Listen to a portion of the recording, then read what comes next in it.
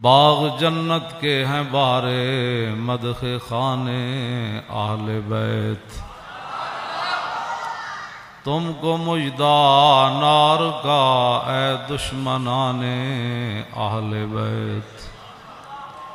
ان کے گھر بے اجازت جبریل آتے نہیں، قدر والے جانتے ہیں قدر و شان اہل بیت۔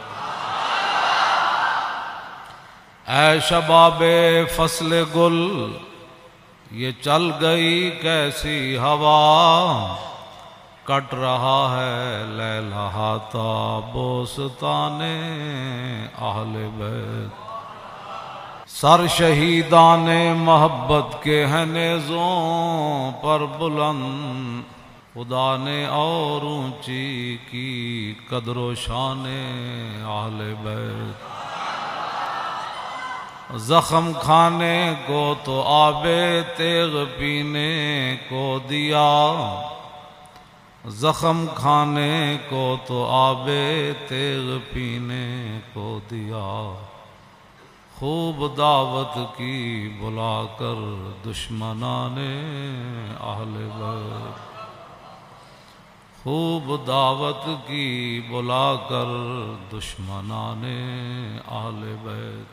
مامون الرشید جو حکمران تھا، انہوں نے قسطنطنیہ کے عیسائی بادشاہ کو، قسطنطنیہ تو سلطان محمد فاتح نے بعد میں فتح کیا، جو آج ترکی ہے، استنبول ہے، وہاں عیسائیوں کی حکومت تھی، تو مامون الرشید نے خط لکھا قسطنطنیہ کے حکمران کو کہ یونانی فلسفے کی جتنی کتابیں ہیں اور جو آپ نے نئے نئے علوم ایجاد کیے ہیں وہ ساری کتابیں ہمیں بھیجو۔ اس وقت تو مسلمانوں کا ہی آرڈر چلتا تھا۔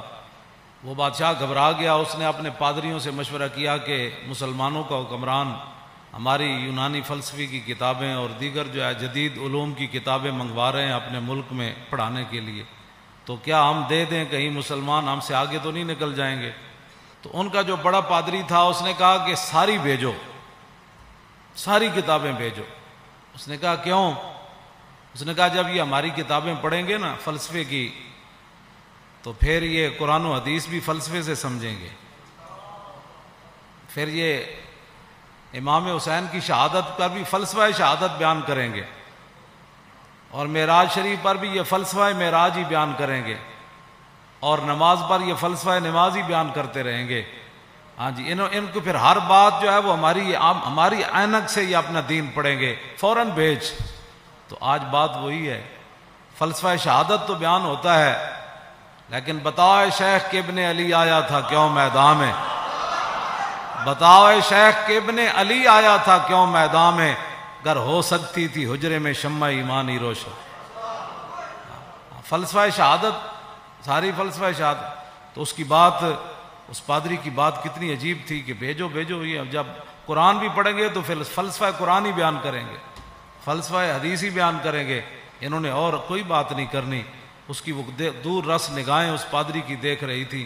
آج مسلمان نماز بھی پڑھتا ہے تو فلسفے کے تحت پڑھتا ہے، یہ نہیں کہ میرے رب کا کوئی آرڈر ہے، کہتا ہے ہو سکتا ہے جو کام رکا ہوا ہے وہ کام ہو جائے، ہو سکتا ہے ویزا لگ جائے، ہو سکتا ہے بیماری سے شفا مل جائے، اور یہ فلسفے کے طور پر سارے کام کرتے ہیں۔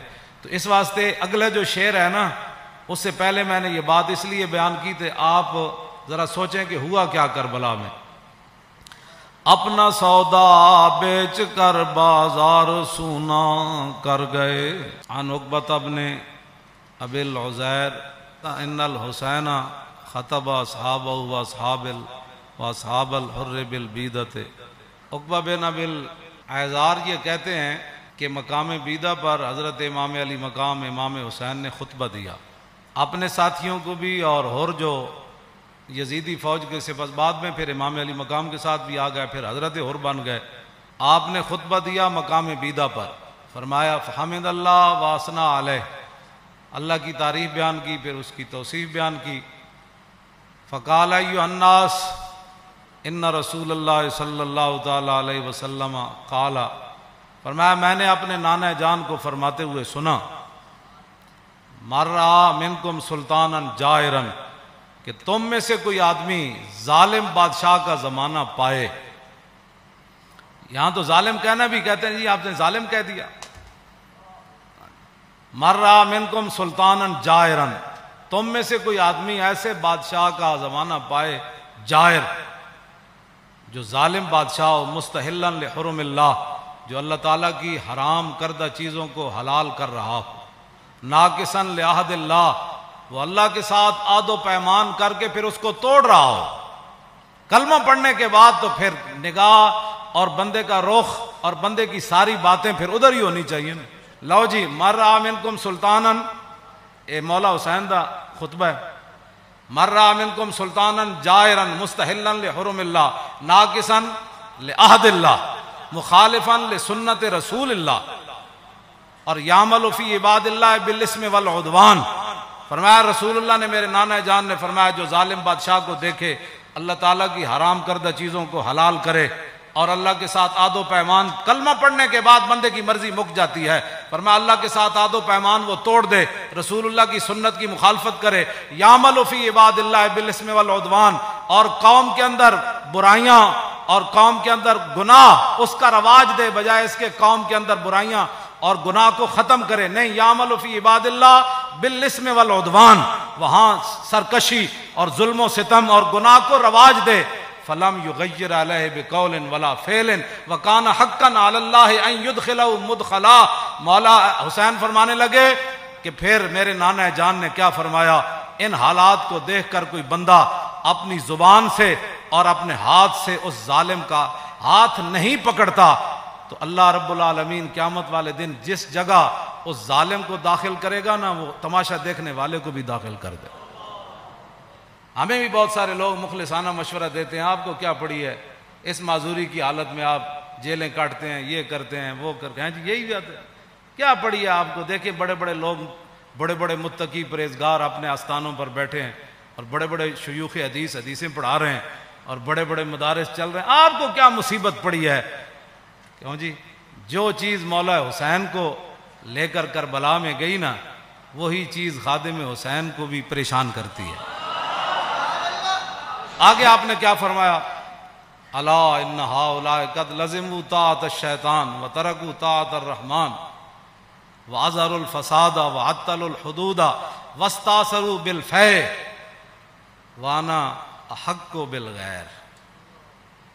آپ نے فرمایا دیکھتے نہیں یزید نے کیا کام شروع کر دیا، قد لزموا طاعۃ الشیطان، یہ سارے کے سارے شیطان کے اطاعت گزار بن گئے، وترکوا طاعۃ الرحمن، اللہ کی اطاعت انہوں نے چھوڑ دی، واظہروا الفساد، ہر جگہ انہوں نے دنگا و فساد برپا کر دیا، وعطلوا الحدود، اور اللہ تعالیٰ کے احکام اور اس کی حدود کو معطل کر دیا، واستاثروا بالفیء، اور قومی خزانہ لوٹ کر کھا رہے ہیں.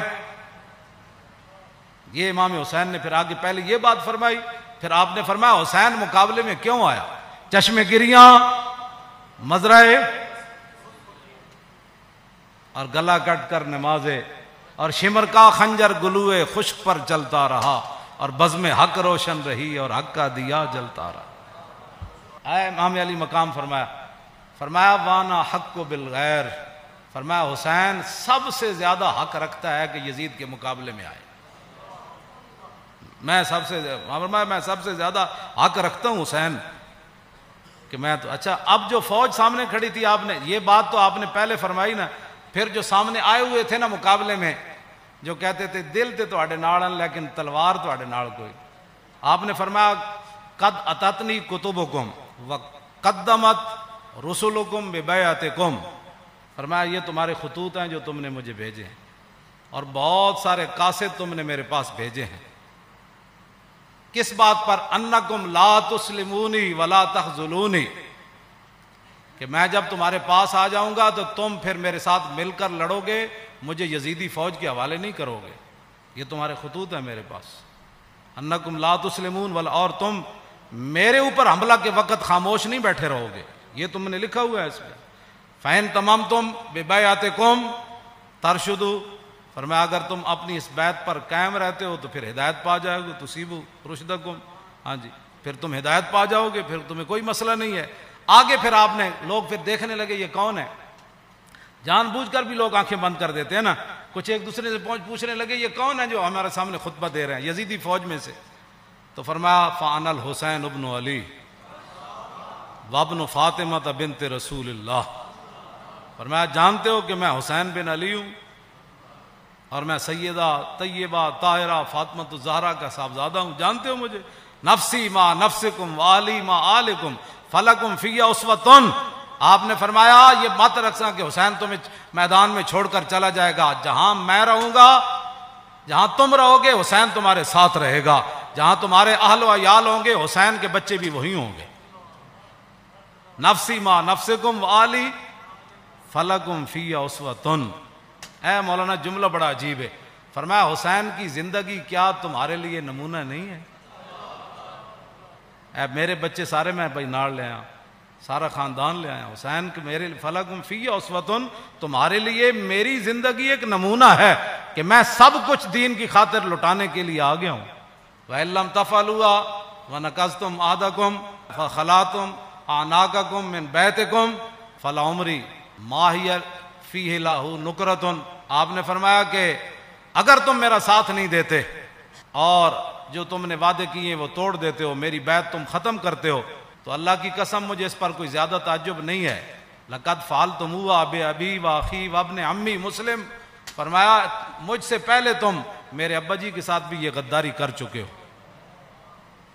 اور میرے بھائی حسن کے ساتھ بھی تم غداری کر چکے ہو، اور میرے چچا زاد بھائی مسلم بن عقیل کے ساتھ بھی غداری کر چکے.